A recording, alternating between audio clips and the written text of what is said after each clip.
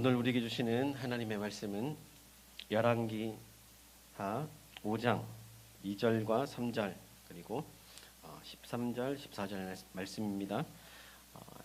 제가 2절 말씀 읽고 여러분 3절 말씀 읽고 제가 13절 말씀 읽고 여러분 14절 말씀을 함께 합독하도록 하겠습니다. 열왕기하 5장 2절과 3절, 13절, 14절 말씀입니다. 전에 아람 사람이 떼를 지어 나가서 이스라엘 땅에서 어린 소녀 하나를 사로잡음에 그가 나만의 아내에게 수종들더니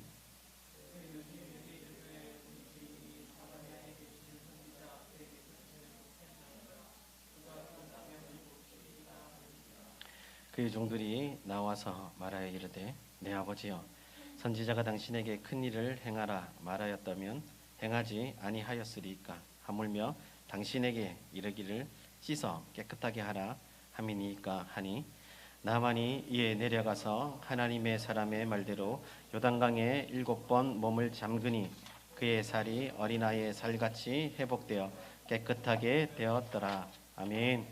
우리 시간 믿음과 지혜로라는 말씀의 제목으로 우리 조성국 목사님 나오셔서 말씀을 전하실 때 여러분 큰 은혜 받으시기를 바랍니다.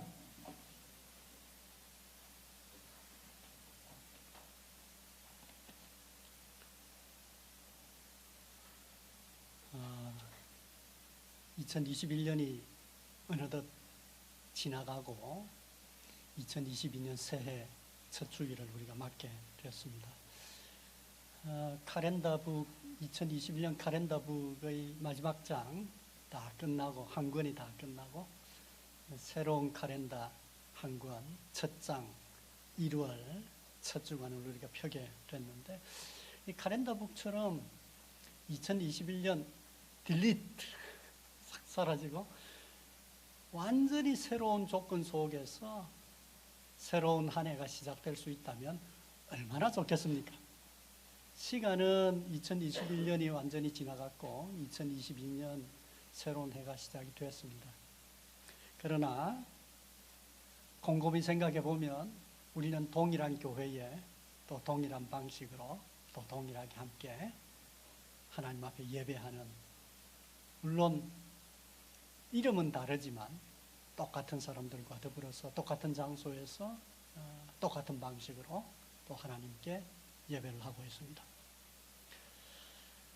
코로나19는 2022년이 되었지만 딜리트 되지 않았습니다. 여전히 계속됩니다. 오미크론 변이 때문에 2년 전 이때처럼 여전히 처음으로 돌아간 게 아닌가 하는 생각이 들 정도로 불안한 삶을 살아가고 있는 게 사실입니다. 그동안의 보건정책이라든지 백신이라든지 치료약이라든지 우리가 희망을 가졌던 많은 것들이 있었습니다. 그러긴 하지만 결정적인 전환점을 아직까지 우리가 맞지 못하고 있습니다. 그래서 많은 사람들이 인내심이 바닥에 이르고 심리적으로도 많이 지쳐가고 있는 게 현실입니다. 벌써 3년째가 됐으니까요.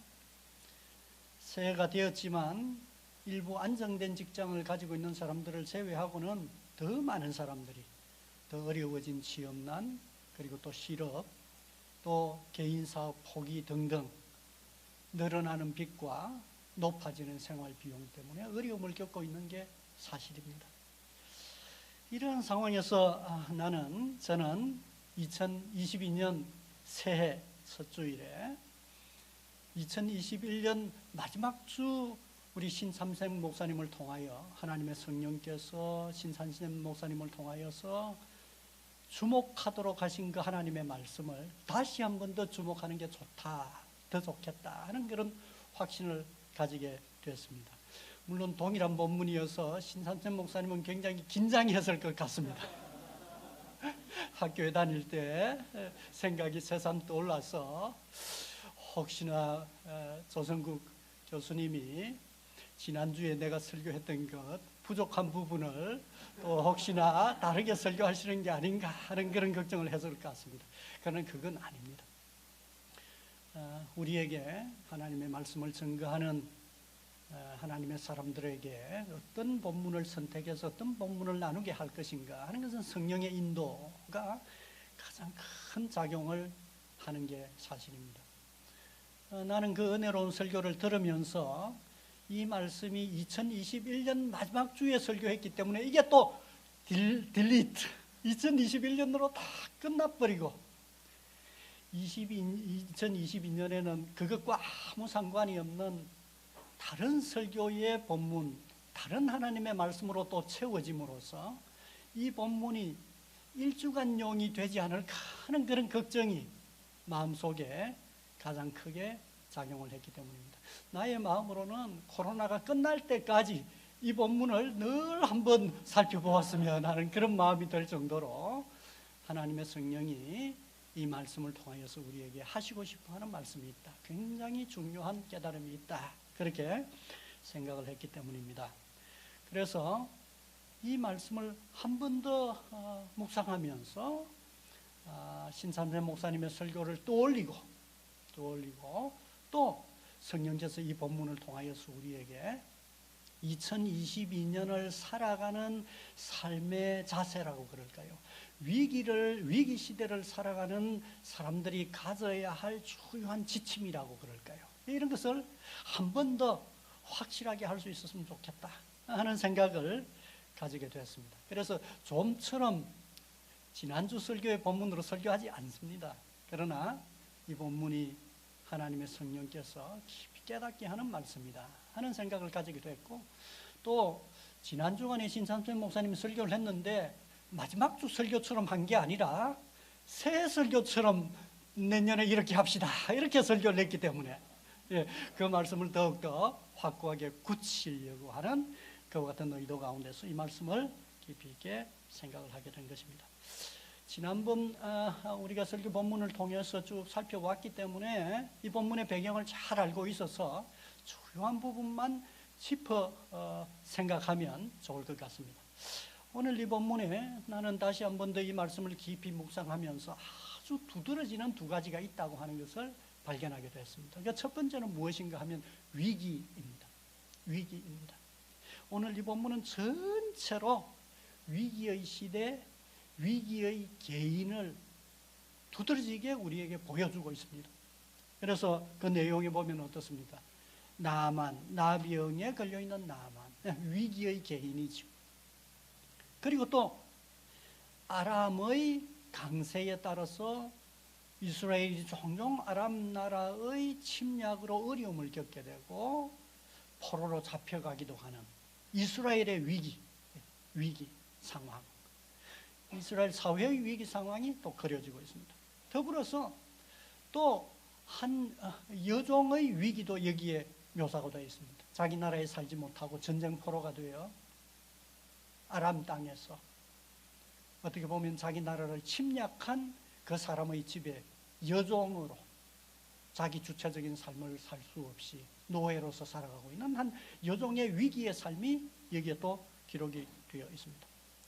그리고 또 뿐만 아니라 지금 이스라엘 왕과 왕조가 큰 불안을 느끼고 있습니다. 나만을 통해서 아람 왕이 보낸 그 편지를 읽고는 국가적인 위기로구나, 왕조의 위기일지도 모른다 하는 것과 같은 위기에 사로잡혀 있는 상황이 아주 짧지만 전체적으로 시대적인 그리고 또 집단적인 개인적인 위기로 가득 채워져 있는 게 바로 이 본문의 특징입니다. 위기의 시대, 위기의 개인이라고 하는 게 눈에 부각됩니다. 두 번째는 오늘 이 본문은 문학적으로 아주 독특한 특성을 가지고 있습니다. 그래서 그게 제 눈에도 확 다가오게 됐습니다. 아주 간결하게 기록했습니다. 그 엄청난 사건을 아주 짧은 본문 속에 기록하고 있는데, 더 놀라운 것은 우리말 성경에서는 구분이 잘 되어 있지 않은데 직접 인용입니다. 직접 인용. 우리가 보통 역사적인 서술을 하면 설명체로 서술하지 않습니까? 여기는 설명체로 사건을 쭉 기술하면서 굉장히 중요한 부분은 다 직접 인용으로 대화합니다. 여종의 말이 직접 인용으로 그렇게 딱 되어 있습니다. 그리고 또 이스라엘 왕의 말이 직접 인용으로 그렇게 아주 짧게 딱 기록되어 있습니다. 엘리사의 말도 직접 인용으로 딱 기록이 되어 있습니다. 나만의 말도 직접 인용으로 되어 있습니다. 나만의 종들의 말도 직접 인용으로 되어 있습니다. 그런데 직접 인용된 이 말씀을 찬찬히 보면 놀랄 정도입니다. 아주 짤막한 말이지만 마치 우리가 욥기나 전도서를 읽는 것처럼 지혜의 말입니다. 엄청난 지혜의 말이 한 문장으로 그렇게 딱 이제 정리가 되어 있는 것입니다. 그래서 이 열왕기하를 기록하고 있는 기록자는 한편으로는 구속의 역사를 기록하면서 또 한편으로는 여기에 나와 있는 직접 인용의 말이 지혜 문서, 성경에 나오는 욥기처럼 지혜 문서의 말처럼 그렇게 말하고 있는 것입니다. 이게 눈에 띕니다. 이 지혜 문서가 이 지혜의 말을 통하여서 이 기록자의 마음속에 그런 방식으로 기술하도록 만든 건 성령님 아니겠습니까? 그 성령님께서 이 기록자로 하여금 이런 방식으로 표현하게 하실 때의 그 지혜의 의미가 오늘 이 본문을 살펴보면서 두 번째 주간이면서 2022년에 우리가 살아가는 삶의 지침에 있어서 굉장히 중요한 교훈을 준다. 그렇게 보았기 때문입니다. 자, 그러면 오늘 이 두 가지를 아주 존중하면서 먼저 오늘 하나님의 말씀을 한 번 더 간단하게 주요한 요점을 정리를 해보겠습니다.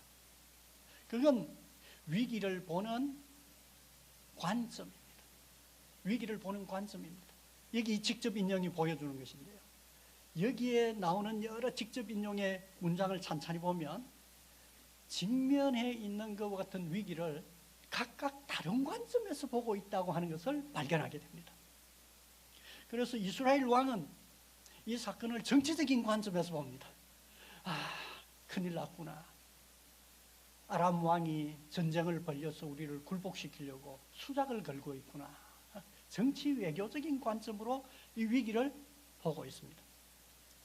전형적인 불신이 마음속에 가득하면서 이 수는 이것 때문일 거야. 이건 때문일 거야. 하는 여러 가지 정치적인 그와 같은 관점에서 이 사건을 들여다보고 있습니다.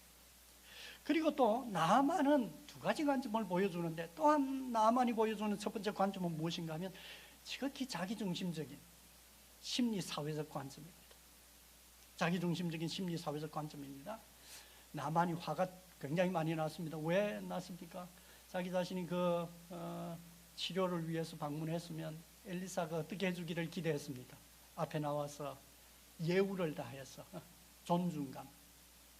이 나아만은 자기 존중감이 자기중심적인 시각이 강한 사람입니다. 그래서 그를 예우하고 치료하는데도 정성을 다해서 그를 존중해주면서 치료해주기를 그렇게 기대를 하지 않았습니까?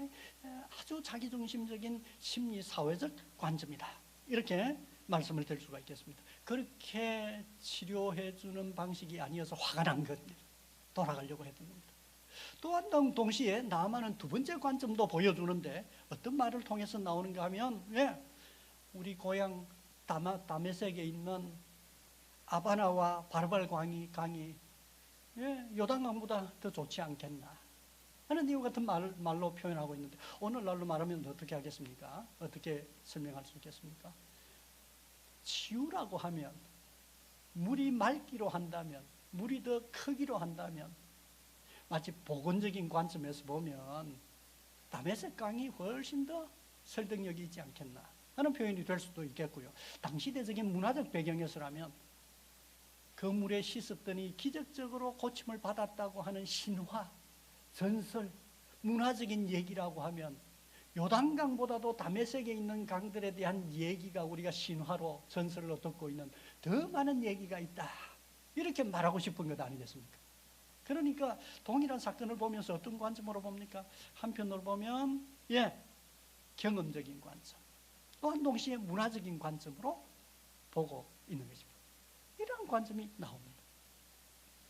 그리고 또 한 가지 관점이 있는데 이 관점은 현실적이고 실용적인 관점입니다. 나만의 종들의 직접적인 인종의 말을 통하여서 나타납니다.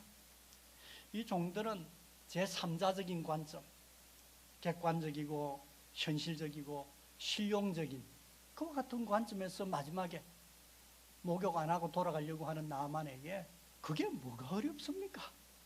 이게 자존심의 문제입니까? 더 어려운 일을 시켜도 하지 않았겠습니까? 이게 비용이 듭니까? 이게 뭐가 어렵습니까? 대단히 현실적이고 실용적인 관점입니다. 경제적인 관점입니다.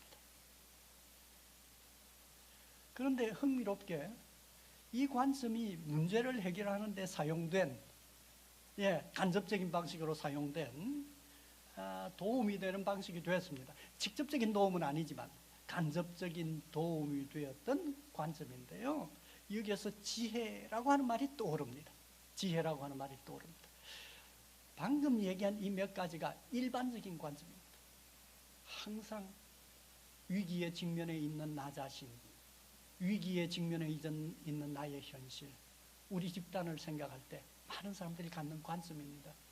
한편으로는 정치적인 관점으로, 또 한편으로는 나 중심적인 심리사회적 관점으로, 한편으로는 경험적 관점으로, 한편으로는 현실적인 관점으로 이렇게 위기를 이해하고 위기를 풀어나가려고 하는 생각을 갖는 게 사실 대부분의 인생에 있어서도 사실이고 코로나19에 직면해 있는 우리 사회의 사회를 분석하고 무엇인가 답을 내놓으려고 하는 그 많은 사람들의 관심사, 그 보는 관점입니다.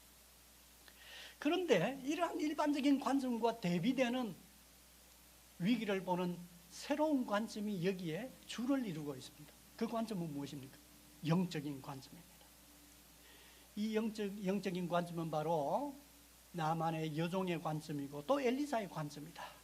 이렇게 말씀을 드릴 수가 있습니다. 그런데 참 흥미로운 것은 이 영적인 관점이 위기의 문제를 해결하는 데 있어서 직접적인 도움이 되었습니다. 직접적인 도움이 되었습니다. 그런데 더 흥미로운 것은 이 관점에는 무엇만 드러나고 있는가 하면 말만 드러납니다. 말만 드러납니다. 한 사람은 전쟁포로가 되어 아람에서 여종으로 살아가는 낮은 신분에 있으면서 말했습니다. 그런데 흥미로운 것은 이 여종이 말을 했는데 나만도 그 말을 들었고 아람 왕도 그 말을 들었습니다. 반응을 했습니다.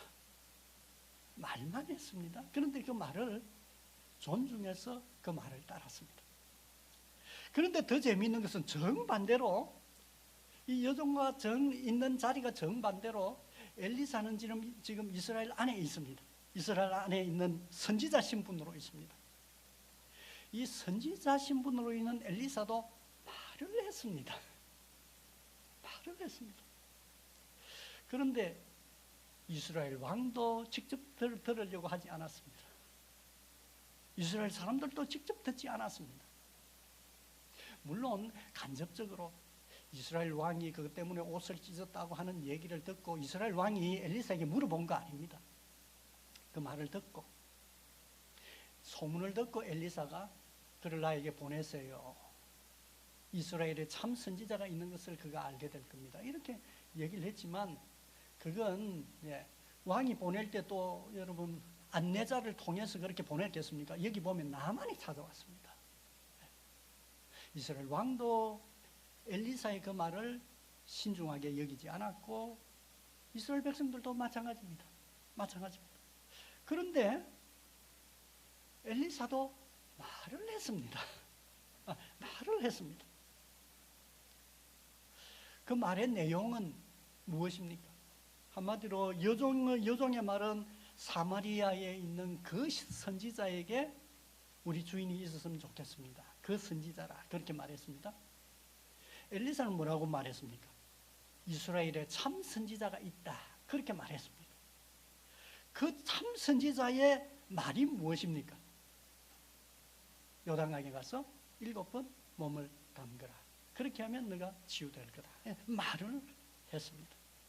그런데 실제적인 위기 극복은 이 말에 대한 순종으로 이루어졌습니다. 이루어졌습니다. 여러분 여기에 보면 선지자는 모습도 안 나옵니다. 나만이 볼 때 모습도 안 나옵니다. 그렇죠? 자기 집에 있습니다. 밖으로 나오지도 않았습니다. 선지자가 무슨 모양을 한 게 아닙니다. 기도하는 모습을 보여준 것도 아니고요. 무엇인가 가져와서 이렇게 기름을 붓는 그런 모습을 보여준 것도 아닙니다. 숨어 있습니다. 말만 했을 뿐입니다. 말만 했을 뿐입니다. 이 치유 사건에 보면 여러분 요단강이 다메섹 강보다도 더 비하되고 있습니다. 이 말은 무엇입니까? 요단강이 특별히 어떠한 치유 효염이 있어가지고 화학적인 작용을 해서 사람을 치료한 게 아니라 이 말입니다. 이 내용 속에서도 이미 나만의 말이긴 하지만 요단강이 다메섹 강보다도 더 비하되고 있는 것을 보게 된다 그 말입니다. 그리고 따지고 보면 요단 강물이 효과가 있었던 것 같지는 않아요. 왜냐하면 우리가 이 사건 외에는 구약 성경과 신약 성경 다 찾아봐도 요단강에 그 이후에도 그 이전에도 여기에 목욕했더니만 나병이 나았다 그런 얘기가 없습니다. 성경에. 여러분 이 위기의 극복은 무엇으로만 이루어졌습니까? 그 말에 대한 순종에서 이루어졌습니다. 말에 대한 순종에서 이루어졌습니다. 이처럼 오늘 본문에 보면 여러 관점이 나옵니다. 여러 관점이 나옵니다. 그런데 이 여러 관점이 서로 비교되고 있습니다. 이 지혜 문서죠. 서로 비교되고 있는 것을 보게 됩니다. 그런데요, 여기에 보면 아주 각각의 관점에 대하여 논박하지 않아요. 이 기록자가요, 이걸 기록하면서 이스라엘 왕의 그 관점 틀렸어 이렇게 말하지 않습니다. 왜 틀렸는지 상세하게 설명하지 않습니다. 그렇죠? 나만이 나에게 예우를 다 해주면서 고쳐주기를 바랬다. 내가 선물도 가져왔는데. 그런데 그게 왜 틀렸는지 설명하지 않습니다. 여기에 직접적으로. 다메섹 강에 대한 얘기를 하는데도 그게 왜 틀렸는지 설명하지 않습니다. 틀렸는지 설명하지 않습니다. 단지 이제 나만의 종들의 이 말은 그 뒤에 바로 효과가 나타났다고 하는 점에서 긍정적으로 표현하고 있지만 여러 관점이 있고 여러 관점이 가능하지만 그걸 직접적으로 논박하지 않습니다. 이 말은 그게 왜 100% 틀렸는지 왜 그게 잘못인지 그렇게 말하지 않습니다. 그 대신에 결정적인 위기 극복에 어떠한 관점이 기여하고 있는지만 부각시킵니다. 비교하면서 부각시켜서 보여주고 있다 그 말입니다. 여러분 우리가 이 본문은 우리가 이 세상을 살아갈 때 이러한 다양한 관점의 생각을 하지 말아야 된다, 그걸 거부해야 된다 하는 것이라기보다는 사실은 이 관점들 때문에, 다른 관점들 때문에 이 위기의 속성, 하나님의 능력의 특성 자체가 더 부각되는 겁니다. 이 위기를 풍부하게 이해하는 데 도움이 됩니다. 여러 관점에서 보는 것은 위기 문제를 이해하는 데 도움이 됩니다. 그러나 결정적으로 그 위기 문제를 해결하는 것은 이러한 것들이 해결하는 게 아니라 바로 영적인 관점에서 이루어지는 하나님의 능력의 말씀을 순종하는 데서 위기가 해결된다고 하는 사실을 여기서 우리에게 보여주고 있다 그 말입니다. 그러므로 특히 일반적인 관점에 쉽게 닫혀져 있는 우리에게 영적인 관점이 열려져야 한다 하는 것이고, 또한 동시에 이스라엘 백성들에게는 바로 이 영적인 관점이 닫혀져 있고,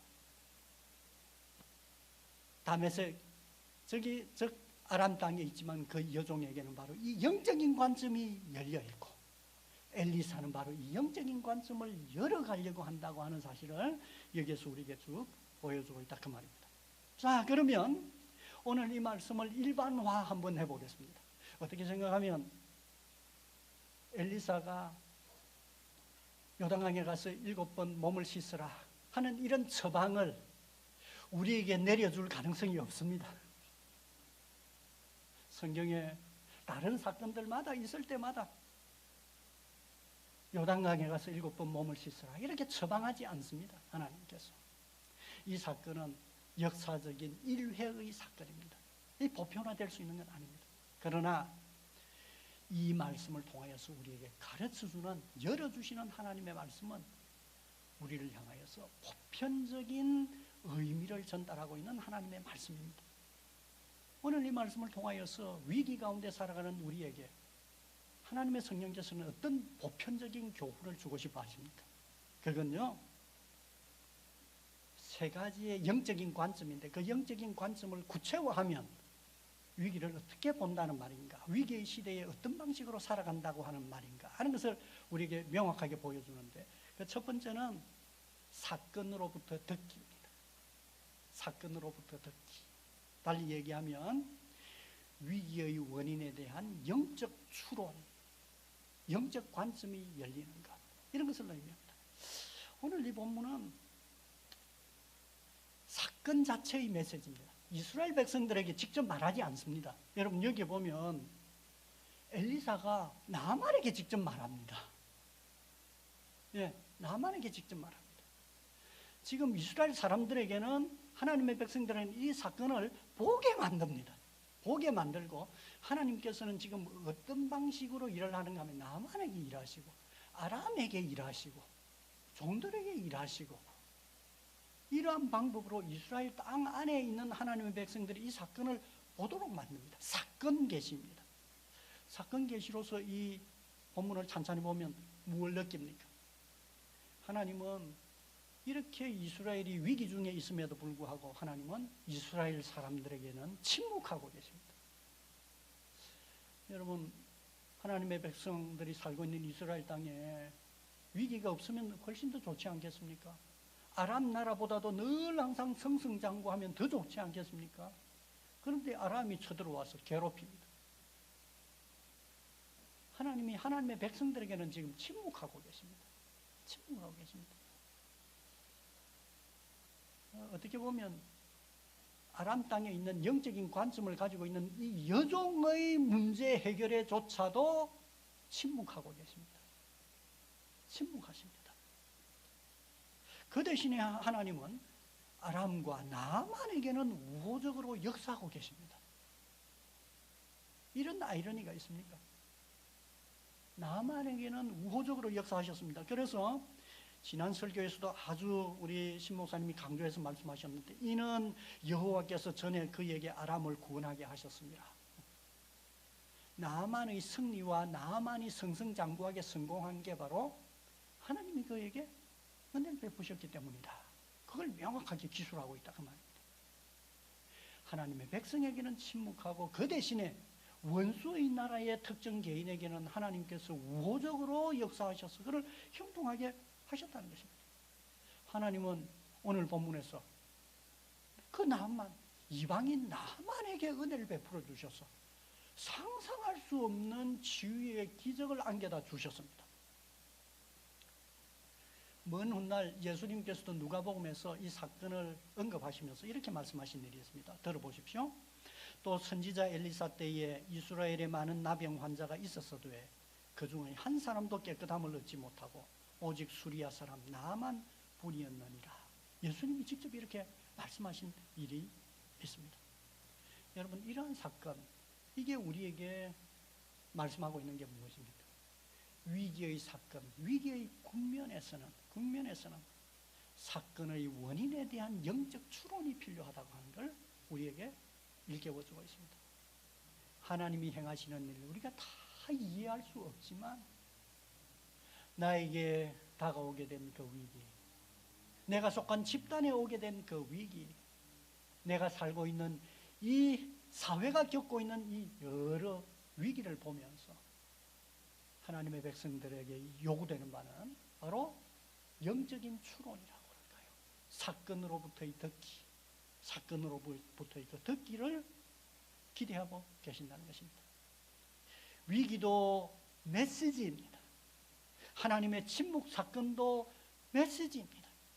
이방인에게 은혜 베푸시는 것도 메시지입니다. 물론 이 사건만은 명확한 메시지는 아닙니다.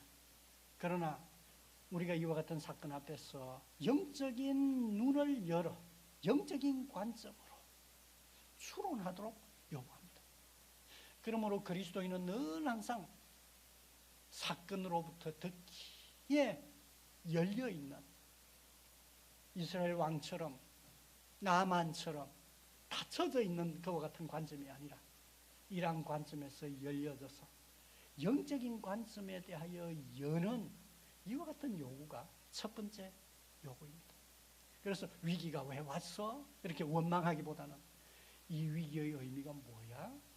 이 사건을 통하여서 하나님께서 우리에게 주시고자 하는 메시지가 뭘까?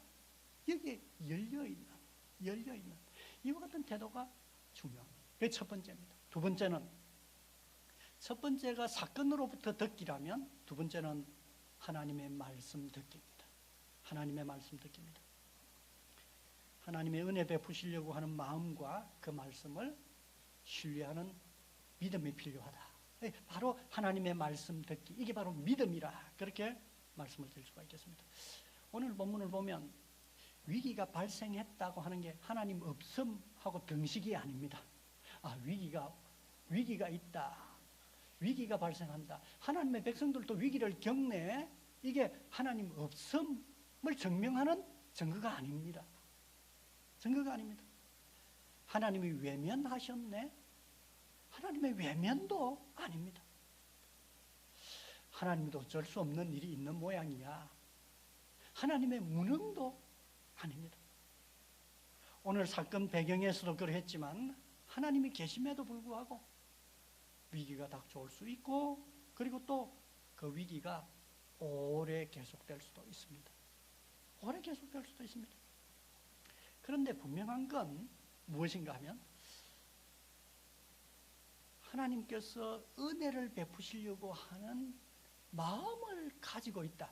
하나님은 굉장히 자애로운 분으로서 어떠한 위기 속에서도 은혜를 베푸시려고 하는 마음을 가지고 계신다 하는 사실은 분명합니다. 그래서 여종은, 하나님은 이방인이지만 자기 주인이 하나님의 선지자 곁에 있으면 치료될 수 있다 하는 생각을 가졌습니다. 왜 이런 생각을 가질 수 있었겠습니까? 하나님은 자애로운 분이셔서 이방인에게조차도 은혜를 베푸시려고 하는 선한 호의를 가지신 분이라고 하는 것 같은 신뢰감이 여기 있습니다. 더불어서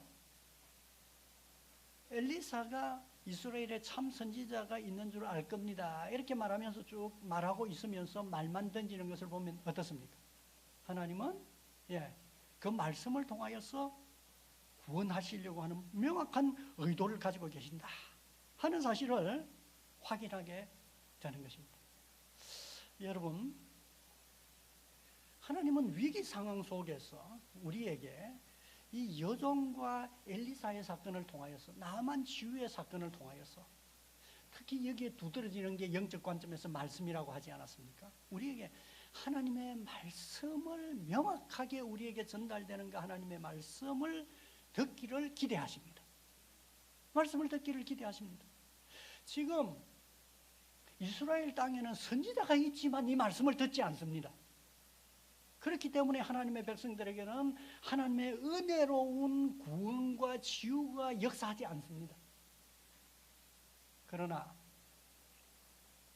다른 대상이고 이스라엘 밖에 있는 사람이지만 하나님의 자애로운 그 마음을 신뢰하고, 하나님의 마음을 신뢰하고 하나님의 말씀을 통하여서 올 수 있는 그 구원에 대하여서 신뢰하는 그와 같은 사람들은 바로 하나님의 말씀 듣기를 통하여서 하나님께서 고쳐주시고 위기를 극복하게 만드시고 하나님께서 구원하시는 것을 경험하게 만들어 주시는 것입니다. 사건과 상황의 메시지는 애매합니다. 그러나 말씀의 메시지는 명확합니다. 그래서 오늘 하나님의 말씀에 보면 얼마나 명확한지 모릅니다. 여종이 한 말도 뭡니까? 우리 주인이 사마리아에 있는 그 선지자에게 있으면 좋았을 걸. 명확합니다. 여기에 뭐 어려운 게 있습니까? 엘리사가 하는 말도 명확합니다. 요단강에 가서 7번 몸을 담그시오. 그러면 고쳐질 겁니다. 명확합니다. 얼마나 명확하든지 별로 못 배운 남한의 종들도 다 알아차립니다. 그게 뭐가 어렵습니까? 명확합니다. 명확합니다. 애매하지 않습니다. 명확하게 하나님께서 주시는 그 말씀이 되고 있다 그 말입니다. 그런데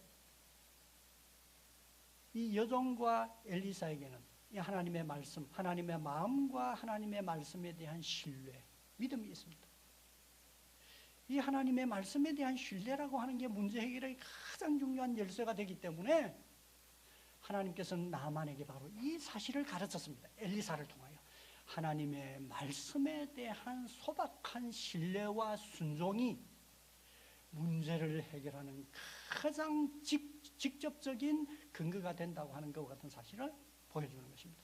하나님의 초자연적인 역사는 어떤 방법으로 오는가 하면 화려한 방법으로, 앞서 엘리야에게도 보내주신 일이 있죠. 지진의 방법으로, 세찬 태풍의 방법으로 이렇게 보여주시는 것이라기보다는 하나님이 해결하시는 놀라운 일은 하나님의 말씀과 그 하나님의 말씀에 대한 순종에서 상상할 수 없는 놀라운 은혜를 체험하게 된다 하는 사실을 우리에게 깨우쳐 주심으로써 우리에게 위기 때는 하나님의 말씀을 들어야 된다 하는 사실을 가르쳐 주는 것입니다. 위기가 얼만큼 갈는지, 위기가 해결되는 과정이 어떻게 될는지 우리가 다 모릅니다. 모르는 게 너무 많습니다. 2022년은 시작했지만 코로나가 언제 끝날지, 어떻게 끝날지, 내가 지금 이렇게 어려운데 나의 문제가 어떻게 해결될지 다 모릅니다. 다 모릅니다.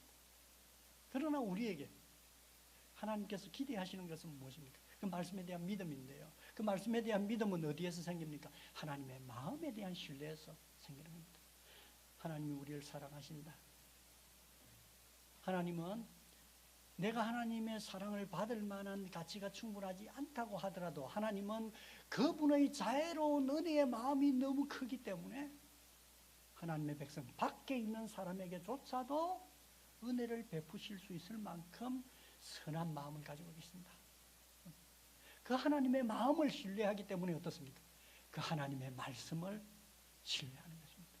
그래서 하나님의 말씀을 들으려고 하는 게 굉장히 중요하고 위기의 때에 위기를 극복하는 직접적인 하나님 백성들의 길이 되는 것입니다.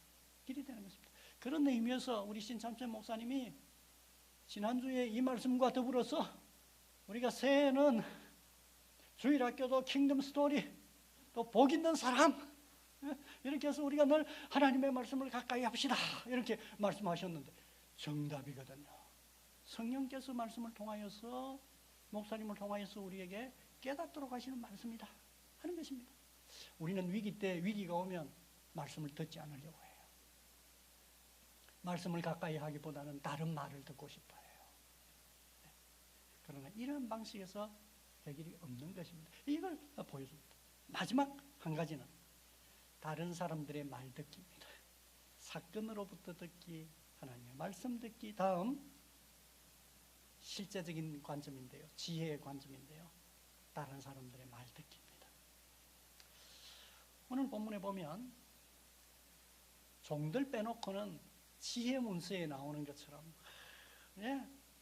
특별한 관점들입니다. 여러분 오늘날 굉장히 매력적인 관점이에요. 정치적인 관점 얼마나 매력적입니까? 경험적인 관점 얼마나 매력적입니까? 문화적인 관점 얼마나 매력적입니까? 매력적인 관점들입니다. 단지 이 남한의 종들만 아주 현실적인 관점입니다. 지식과 지혜가 있습니다. 지식은 좀 더 분석적이고 관찰적이고 논리적이고 구체적인 것과 같은 특성을 갖습니다. 그런데 이 지식은요, 특정 관점에 닫힐 가능성이 굉장히 많아요. 그런데 성경은 우리에게 이 위기의 때에 지혜에 대하여서 말하는데요. 이 지혜는 직관적이고 총체적이고 대안적이에요. 평범한 일상으로 표현되지만 중요한 게 고정된 관점을 넘어 다른 관점을 쉽게 보여주는 게 바로 지혜의 특성입니다. 지혜는 우리가 꽉 사로잡혀 있던 사고로부터 초월하여 다른 관점으로 보도록 만들어주는 아주 일상적인데, 아주 평범한데 이와 같은 특성을 가지고 있습니다. 성경에 나오는 지혜는, 솔로몬의 지혜라든지 이런 지혜는 이러한 성격의 지혜의 특성을 갖는 경우가 굉장히 많습니다. 그런 의미에서 위기의 때는 전문가들만 그 위기를 제대로 설명하고 위기의 길을 보여주는 게 아닙니다. 어떻게 보면 앞서 여러 일반적인 관점이 전문가들의 의견을 보여주는 것입니다. 그런데 지혜는요, 신비스러운 면이 있습니다. 공부를 많이 한다고 해서 지혜가 꼭 생기는 건 아니에요. 공부를 할수록 오히려 특정 관점에 고정되는 특성을 갖습니다. 이 지혜는 왜 신비라고 하는가 하면 내가 생각지 않았는데 머리에 떠오른 것입니다. 그런 의미에서 이 지혜는 하나님이 주신다, 이렇게 표현할 수 있습니다. 하나님이 주신다. 그래서 하나님의 말씀이 지혜이고요. 그런데 하나님의 말씀을 지혜로 인정하지 않는 그런 사회는 하나님은 아주 평범해 보이는 그와 같은 사람들을 통하여서도 지혜의 말을 우리에게 들려주시는 것입니다. 관점을 넘는 이와 같은 특성을 가지고 있습니다. 나만의 종들의 말이 돋보이도록 만드는 이와 같은 지혜의 말이라, 그렇게 말씀을 드릴 수가 있겠습니다. 우리는 세상을 살아가면서 편견, 고정된 관점 가운데 살 때가 참 많습니다. 대부분의 사람들은 자기중심적이고 심리사회적인 관점을 가지고 삽니다. 공부를 좀 하는 사람들은 복원적인 관점, 나만이 표현한 것처럼 복원적인 관점, 그리고 또 문화적인 관점을 가지고 삽니다. 그 사회 안에서 사업을 하거나 권력을 쟁취해 본 일이 있는 사람들은 바로 이스라엘 왕처럼 정치적인 관점, 이런 관점에 얽매여서 살아가는 경우가 참 많습니다. 그런데 하나님의 말씀, 영적인 관점은 늘 항상 우리로 하여금 이러한 관점을 열어 다른 것을 볼 수 있는 시야를 열어주는 것입니다.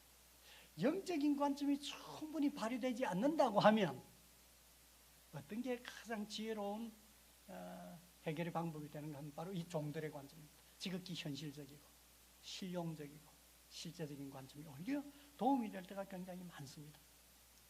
위기의 시대에 과거의 꿈에 사로잡혀 있는 게 무슨 도움이 되겠습니까? 위기가 오기 전에 위기를 예상하지 않고 만들어진 그 계획을 따른다고 하는 게 무슨 의미가 있겠습니까? 위기의 시대일수록 현실적이고 실제적이고 유연한 생각을 갖는 게 정말 필요합니다. 정말 필요합니다. 위기 때일수록 닫혀진 마음을 열어야 합니다. 나의 관점이 모든 것이냐, 그렇게 생각해서는 안 됩니다. 자기중심적인 관점, 자기의 성격과 성향에 얽매여 있는 것과 같은 관점, 자기 세계에 갇혀 있는 것과 같은 관점으로부터 열어 현실적이고 실제적이고 객관화할 수 있는 그와 같은 관점을 갖는 게 필요합니다. 사실 이처럼 다른 관점을 상대화하고 새로운 관점을 볼 수 있도록 하는 게 영적인 관점이기도 합니다. 우리가 우리의 편견에 사로잡혀 있는 경우는 영적인 하나님의 말씀도 듣지 못합니다. 우리의 편견의 한쪽 관점에만 너무 관심을 가지면 현실이라고 하는 지혜의 관점에도 열려있지 못합니다. 들을 수가 없습니다. 그 대신에 우리의 마음이 열려있다면 아주 가까운 곳에서, 멀리 있는 게 아니라 아주 가까운 곳에서 하나님께서 우리에게 지혜의 말을 던져주시는 그 말을 듣게 될 겁니다. 놀랍게도 하나님은 이 지혜의 말씀, 나아만을 사랑하셨죠. 나아만을 사랑하셔서 하나님의 말씀인 엘리사의 말을 듣고조차도 받아들일 수 없는 닫혀져 있는 마음을 열어주시기 위해서 아주 가까이에 있는 사람의 지식의 말이 아니라 너무나 실제적이고 너무나 현실적인 지혜의 말씀을 듣게 하심으로써 그가 하나님의 치유와 그 은혜를, 위기 극복을 경험하는 기회를 마련해 주셨다는 것입니다.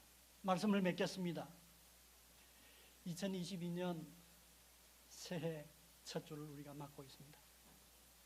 21세기 지난 이후에 빈부의 격차가 커지고 기술에 따라서 훨씬 더 격차가 더 커지는 자본주의적인 사회의 특성, 그리고 또한 자기의 인권과 권리에 대단히 민감한 세속적 인본주의 사회의 문제점들이 지속적으로 발전해 왔는데, 거기에 2년 전부터 코로나19가 장기화됨으로써 위기의 정도가 훨씬 더 깊어졌습니다. 코로나19가 앞으로 2, 3년은 더 있어야 해결이 될 거다, 이렇게 말하는 사람들이 많이 있습니다.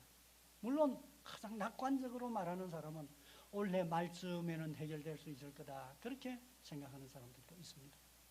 올해 말경에 코로나19가 해결된다고 하더라도 모든 위기가 다 해결되어 있지 않을 겁니다. 4차 산업사회의 자본주의적인 문제, 또 인본주의 사회에 겪고 있는 그와 같은 인권과 관련된 그와 같은 복잡한 갈등과 그 어려움의 문제, 기후와 환경 위기의 문제, 이런 문제는 코로나19가 해결된다고 하더라도 지속될 것입니다. 우리의 문제가 다 해결되지 않을 겁니다. 어떻게 보면 우리는 이 코로나19로 말미암아서 개인적인 시대적인 종말을 경험하면서 삽니다. 이와 같은 여러 가지 종말적인 사건은 우리에게 사건에 대하여 듣기를 요구하는 하나님의 메시지다 하는 생각을 갖게 되는 것입니다. 우리가 영적인 관점을 갖도록 촉구하시는 하나님의 말씀, 사건 계시다, 그렇게 볼 수 있는 것입니다. 그러므로 2022년 우리는 영적인 관점에서 사건으로부터 듣기, 말씀으로부터 듣기, 다른 사람들의 말 듣기, 달리 표현한다면 믿음과 지혜로 살아가는 방법을 배워야 하겠습니다. 이런 방법으로 이번 한 해를 쭉 살아가야 하겠습니다. 우리에게 모든 게 불안하고 애매하고 불명확하지만 분명한 건 있습니다. 그건 무엇입니까? 하나님은 자애로운 분이셔서 우리에게 은혜를 베푸실 것이다 하는 하나님의 마음, 그 하나님의 마음을 신뢰하는 겁니다. 그리고 또 하나는 무엇입니까?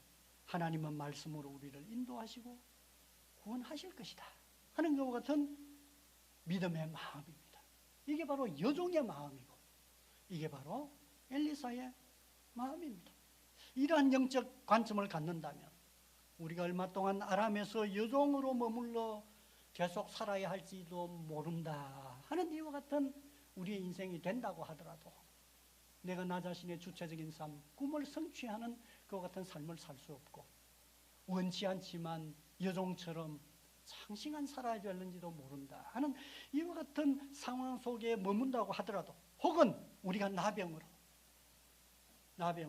깊은 절망에 빠진다고 하더라도 하나님은 우리에게 자유로운 분이셔서 은혜 베푸시려고 하는 마음을 가지고 계시는 분이시라고 하는 사실과, 하나님은 그분의 말씀으로 우리를 깨우치시고 우리를 인도하시고 우리의 문제를 해결해 주실 것이다 하는 이와 같은 신뢰의 마음을 가지고 산다면 나아만처럼 우리가 하나님의 은혜의 역사를 경험하게 될 것입니다.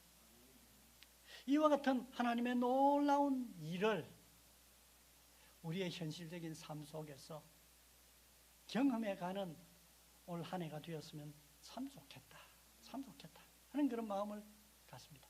하나님께서 하나님의 성령으로 우리 모두의 마음에 우리를 향한 하나님의 자애로운 그 마음을 느낄 수 있게 해주셨으면 좋겠습니다. 하나님께서 우리의 마음에 나만처럼 대응하는 게 아니라 이스라엘 왕처럼 대응하는 게 아니라 여종처럼, 또 나중에 나만처럼 이러한 믿음과 지혜를 갖도록 하나님께서 역사해 주셨으면 좋겠다 하는 것과 같은 마음을 갖습니다. 여러분들에게 이 믿음과 지혜 성령께서 충만하게 채워주셔서 험난한 위기의 시대를 하나님의 은혜 가운데 승리하면서 살아갈 뿐더러 이와 같은 은혜의 역사가 우리 공동체 안에서 널리 있어 우리가 주일마다 함께 모일 때마다 하나님의 그 은혜의 역사를 생생하게 증거하고 찬양하는 그와 같은 예배가 되기를 간절하게 바라고 여러분들에게 이와 같은 축복이 있기를 기원합니다. 네, 기도하겠습니다. 감사합니다. 주님, 오늘 하나님의 말씀의 교훈처럼 우리가 2022년 사건으로부터 듣기, 말씀으로부터 듣기, 가까운 사람들로부터 듣기, 영적인 눈으로 믿음과 지혜로 살아가는 저희 될 수 있게 은혜를 베풀어 주옵소서. 우리의 삶에도 나만과 같은 은혜로 채워지게 도와 주옵소서. 예수님 이름으로 기도합니다. 아멘.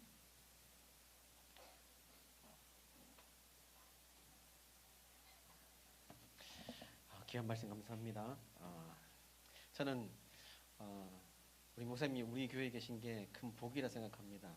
좀 자주 말씀을 들었으면 더 좋겠다 이런 생각을 많이 가집니다. 오늘 들은 말씀대로 일반적 관점에 머물지 말고 영적 관점으로 여러분 믿음과 지혜로 그렇게 2022년 한 해를 여시는 우리 모두가 되기를 축복합니다. 우리 이 시간 찬송 같이 하면서 우리 결단하기를 원합니다. 이 눈에 아무 증거 아니 되어도 우리 찬송 같이 하고 마지막 찬송을 하겠습니다. 우리 주신 말씀을 생각하면서 이 눈에 아무 증거 아니 되어도 믿음만을 가지고서 늘 걸으며 이 귀에 아무 소리 아니 들려도 하나님의 약속 위에 서리라. 걸어가세 믿음 위에 서서 나가세 의심 버리고 걸어가세 믿음 위에 서서 눈과 귀에 아무 증거 없어도 이 눈에 보기에는 어떠하든지 이미 얻은 증거대로 늘 믿으며 이 맘에 의심 없이 살아갈 때에 우리 소원 주 안에서 이루리.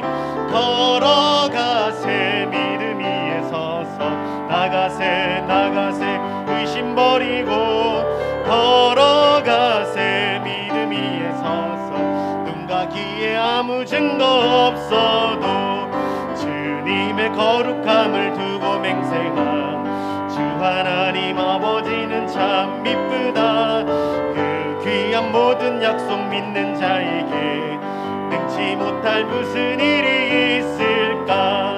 걸어가세 믿음 위에 서서 나가세 의심 버리고 걸어가세 믿음 위에 서서 눈과 귀에 우리 3절 한 번 더 고백합시다. 주님의 거룩함을 두고 맹세한 주 하나님 아버지는 참 미쁘다. 그 귀한 모든 약속 믿는 자 능치 못할 무슨 일이 있을까. 걸어가세 믿음 위에 서서 나가세 의심 버리고 걸어가세 믿음 위에 서서 눈과 귀에 아무 증거 걸어가세